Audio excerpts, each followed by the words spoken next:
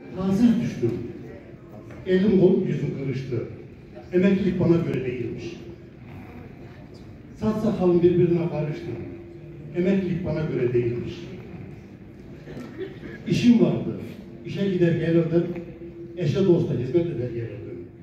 Olan borcumu da öder gelirdim. Emeklilik bana göre değilmiş. Yemeği bilirdim, gezme gezerdim. Makale okurdum, şiir yazardım. Muhalif olurdum, devre yüzerdim. Emeklilik bana göre değilmiş.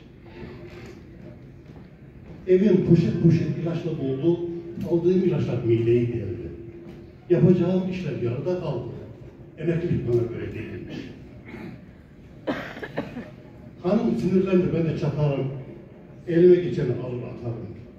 Ortalığı birbirine katarım. Emeklilik bana göre değilmiş. Kahve yolu bilmem, camiye gitmem. Parkta oturup da tantana etmem.